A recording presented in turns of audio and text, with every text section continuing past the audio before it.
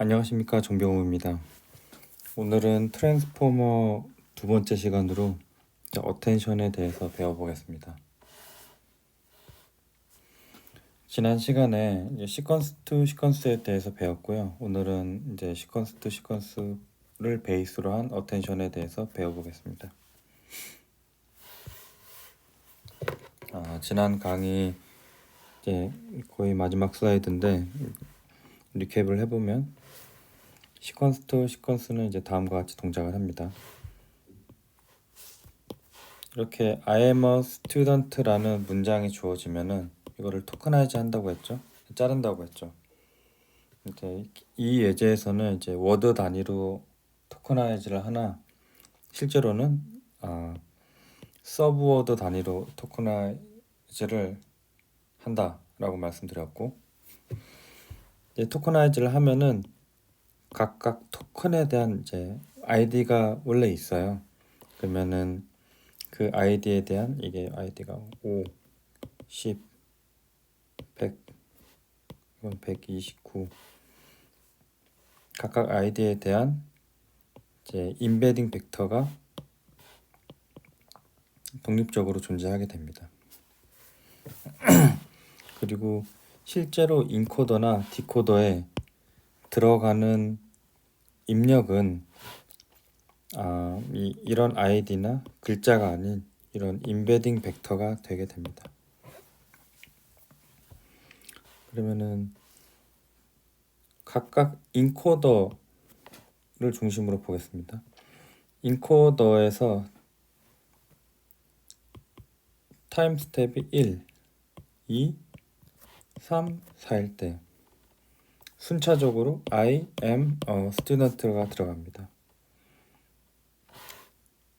I am a student의 인베딩이 실제로 들어가는 거겠죠. 그러면은 T는 1시점에서 I에 대한 인베딩이 들어가면은 이 LSTM에서는 이게 지금은 STM이 층이 하나인데 층이 여러 층이 있다. 그렇게 되면 이제 아웃풋을 다음 층으로 보내게 되고, 그리고 그 다음 셀에서 사용하기 위해서는 이제 히든 스테이트를 내보내게 됩니다. 그리고 두 번째 타임 스텝에서는 이제 이 M에 대한 인베딩이 T는 2에서 LSTM에 들어가게 되고요. 이때 또 다른 입력은 이전 타임 스텝 T는 1에서 생성된 히든 스테이트 H1이 들어가게 되고, 여기서 나온 아웃풋과 히든 스테이트 2가 윗 레이어, 그리고 그 다음 셀의 정보가 패스가 되게 됩니다. 이렇게 쭉쭉쭉 위로도 쭉쭉쭉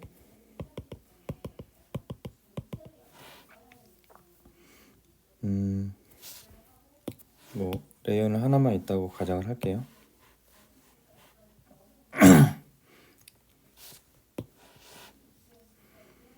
이제 마지막 단어인 스튜던트에 대한 인베딩이 LSTM에 전달이 되게 되고, 그전 히든 스테이트 H3가 같이 전달되게 됩니다.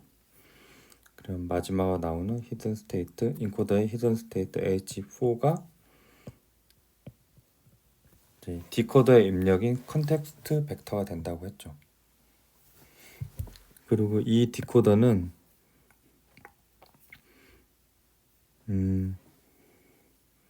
처음에 입력을 이제 스타트 오브 시퀀스인 특수 토큰이 들어가게 되고, 이 SOS에 대한 인베딩이 실제로는 들어가는 거겠죠.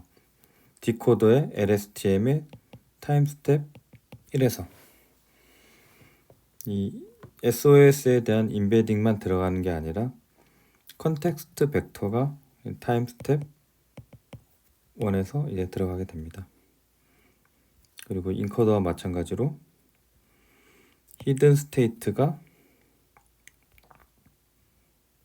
생성이 되게 되고요. 여기서는 디코더 히든 스테이트는 S라고 부르겠습니다. S1이 이제 그 다음 타임 스텝의 인풋으로 들어가게 되고, 첫 번째 타임 스텝에서 디코더가 추론한 문장인 J2가 입력으로 또 들어가게 됩니다. 그렇게 되면은 이전 타임 스텝에서 생성된 히든 스테이트인 S1과 J2에 대한 임베딩이 이제 두 번째 타임 스텝 T2에 들어가게 돼서 S2라는 히든 스테이트를 만들고, 요것을 입력으로 받은 클래시피케이션이 이제 SUIS라는 것을 이제 추론을 하게 될 거고요. 이렇게 연속적으로 추론을 하게 되는 것을 저희가 지난 시간에 배웠습니다. 하지만 이 시퀀스 투 시퀀스의 단점이 뭐라고 했죠? 인코더의 아웃풋이 너무 단순하다는 겁니다. 즉, 인코더의 아웃풋 혹은 디코더의 인풋이 되게 되는 이 컨텍스트 벡터가 물론 차원은 길 수가 있겠지만 어찌됐든 간에 히든 스테이트랑 차원을 동일하게, 히든 스테이트잖아요. 그래서 히든 스테이트랑 차원이 동일하게 되고요. 결국은 벡터입니다. 그래서 이게 만약에 문장이 굉장히 길게 되면은 긴 문장에 대해서 압축적으로 정보를 표현을 하기 때문에 정보 손실이 있을 수가 있고요. 그리고 I am a student라고 여기서는 예를 들었지만 문장이 굉장히 길 수가 있습니다. 그렇게 되면은 이제 단어 간의 상관관계가 매우 흐릿해질 수가 있고, 그 정보는 매우 중요한 정보인데, 긴 문장에서 not이 어디 들어가느냐에 따라서 그 문장의 의미가 완전히 달라지는 경우가 또 있잖아요. 네. 여하튼 그리고 학습 시에 이제 그레디언트가 소멸되는 문제도 있다고 합니다. 이게 지난 시간에 이제 배운 내용이고요. 그러면은 디코딩 할 때 이 컨텍스트 벡터만 사용하는 시퀀스를 한계를 조금 극복을 해야겠다 라고 이제 생각을 하게 됐고요. 사람들이 들고 온 게 이제 다음에 배우게 될 이제 어텐션 방법입니다. 어텐션에서 기억을 해야 될 거는 이제 쿼리, 키, 밸류입니다. 요 순서대로 이제 외워주시면 되고요. 쿼리, 키, 밸류는 다음과 같이 정의를 하게 됩니다. 쿼리는 T 시점에서 디코더 셀에서의 은닉 상태, 히든 스테이트를 얘기를 하게 됩니다. 그리고 키와 밸류는 일반적으로 같은 값을 사용하게 되고요. 둘 다 인코더 셀에서의 은닉 상태들, 이거 복수죠. 들, 얘는 상태, 들이 없습니다. 네, 얘는 단수죠. 그래서 특정 시점에서 어떤 임베딩을 가지고 있는 단어, 여기서는 에뚜디앙트 앞에서 예를 많이 들었던 에뚜디앙트가 되게 되는 거고요. 여기서 만들어진 이제 히든 스테이트 S 3 요게 되는 거고, 키와 밸류는 인코더에서의 H1부터 H4까지 이렇게 되는 거겠죠. 네, 계산하는 방법은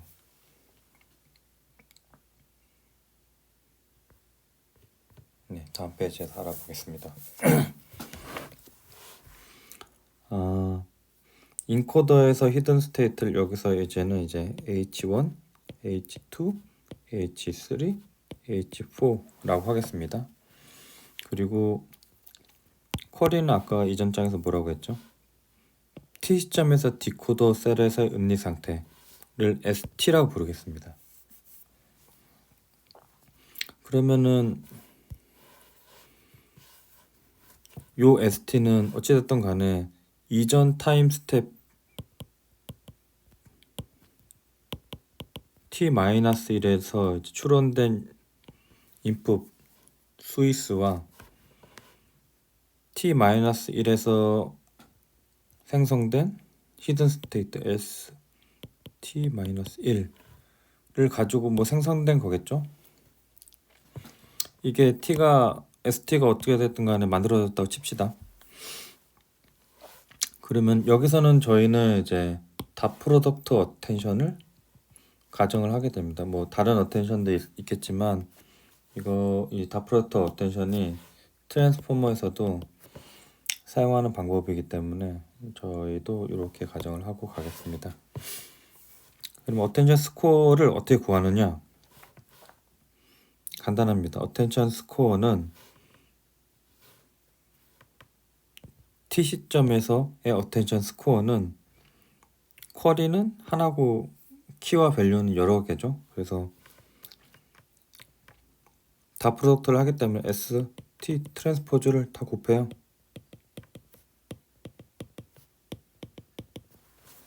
이렇게 그렇게 되면은 각각 인코더에서 어텐션 스코어가 결정이 되고요. 이를 2라고 표시를 하겠습니다. 여기서는 E1T, E2T, E3T, E4T가 되겠죠. 요거랑 값이 같습니다. 이렇게. 그리고 여기서 나온 2를 여기서 Q에서 쿼리 여기서 나온 곱해진 H가 키가 되겠죠. 그리고 여기서 2, 1, 2, 2, 3, 2, 4가 나올 텐데 이거를 소프트맥스를 태웁니다. 이렇게 소프트맥스를 태우면 알파가 생성이 됩니다. 그러면 알파 1, 알파 2, 알파 3, 알파 4가 되겠죠. 소프트맥스의 특징이 뭐냐면은 알파를 쓸 때 1이 나옵니다. 확률값이 되는 거죠. 이렇게 구해진 알파와 원래 있던 H를 가중치를 구합니다.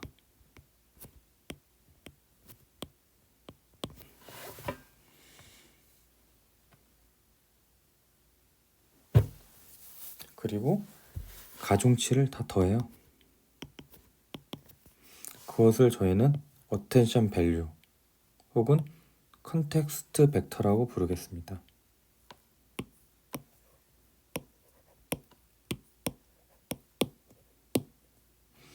아까 용어의 혼동이 있을 수도 있는데 컨텍스트 벡터는 시퀀스 투 시퀀스에서 뭐라고 했죠? 요거 인코더의 아웃풋 혹은 디코더의 인풋을 컨텍스트 벡터라고 불렀죠. 이거랑 헷갈리시면 안 됩니다. 그래서 저희는 어텐션 밸류라고 부르겠습니다. 밸류라고 하지만 모양은 어떻다? 벡터입니다.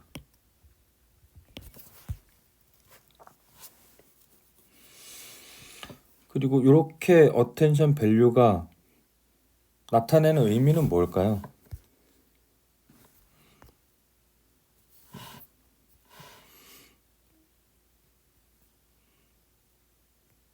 디코더 시점 디코딩을 할 때 시점 t에서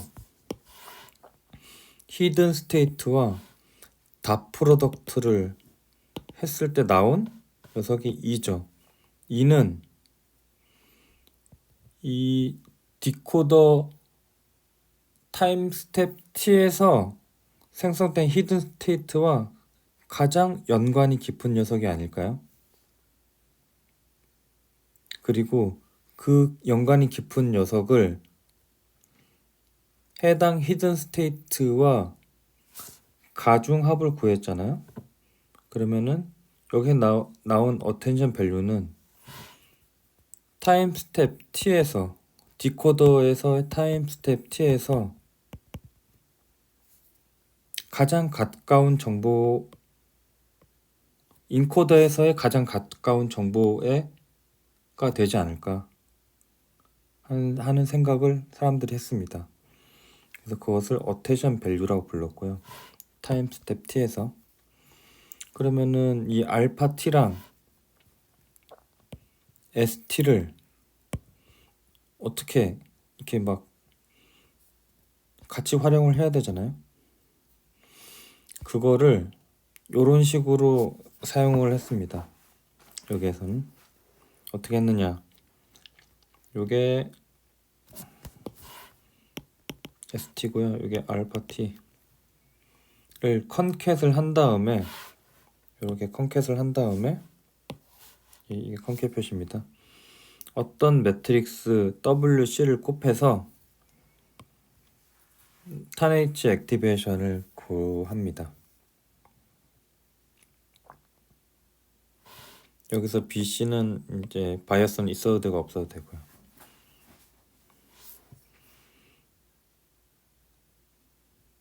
요것을 S 틸다라고 부르겠습니다. 그러면은 S 틸다가 원래 S랑 디멘전이 같게 이제 이 W의 디멘전을 정할 수가 있겠죠.